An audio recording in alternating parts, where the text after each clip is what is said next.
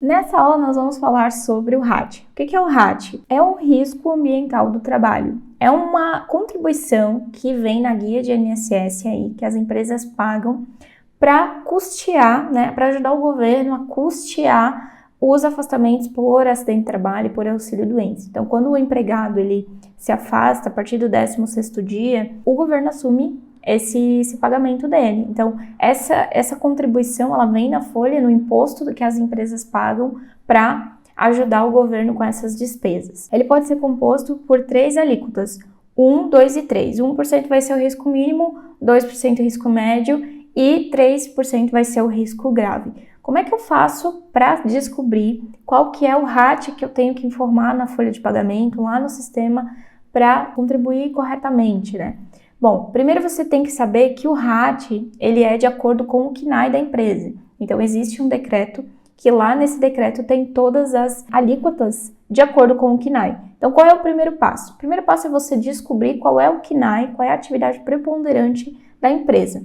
Como que a gente faz isso? Acompanha comigo aqui na tela. O primeiro passo é você consultar, então, o CNPJ. Você pode botar no Google Consulta CNPJ, vai ser o primeiro site, e aí vai abrir essa tela aqui. Esse CNPJ aqui é um dos CNPJs que eu mostrei na aula de convenção coletiva, de um dos sindicatos, então eu peguei ele como exemplo para a gente utilizar nessa aula aqui também.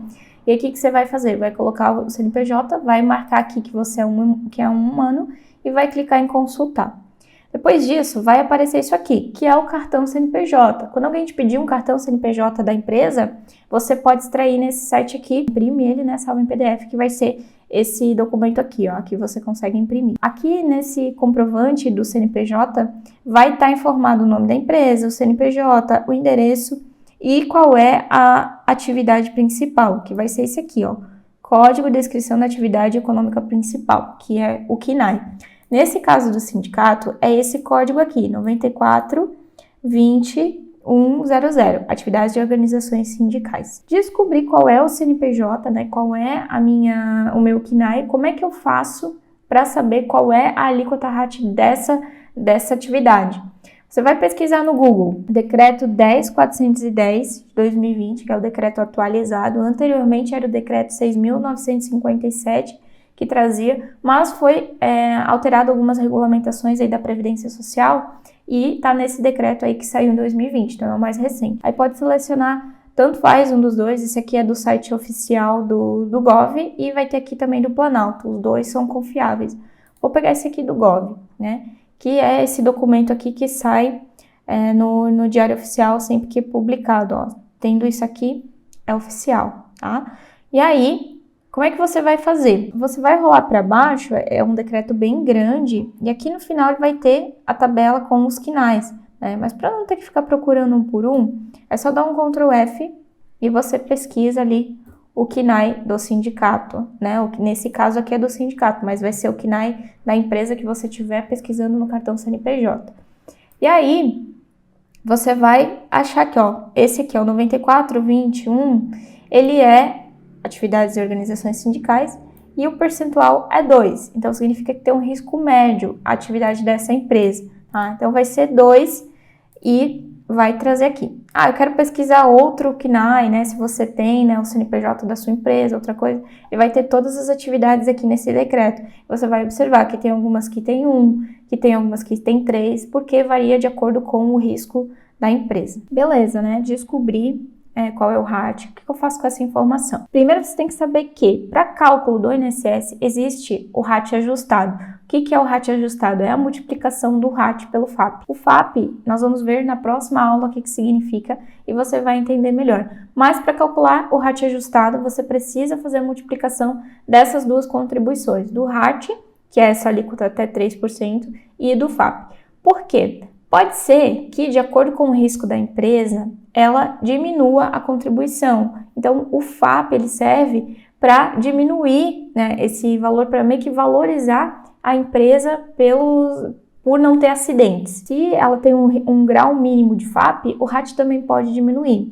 Acompanha comigo aqui na tela. Eu trouxe um exemplo, Vamos por um exemplo de uma empresa de grau mínimo. Ela tem um RAT 1 e um FAP 0,5. Se eu multiplicar 1 vezes 0,5, eu vou ter um RAT ajustado de 0,5. Então, ele vai ser menor que o RAT original. Por quê? para valorizar essa contribuição e a empresa vai pagar menos imposto, tá? Agora, se for um grau máximo, eu posso ter esse RAT multiplicado em até 100%. Olha só como é importante saber essa informação para a empresa não pagar a menor e também não pagar a maior, né? Não pagar com mais imposto que não é devido. Vamos ver aqui na prática com exemplo de RAT e FAP quebrado. Então, ó, eu tenho um FAP de 1,050. O FAP sempre vai ter 4 casas, tá? No CEFIP, anteriormente, o CEFIP só aceitava 2. Então, às vezes, tinha essa diferença que o sistema da Folha aceitava as 4 casas e o CEFIP só aceitava 2.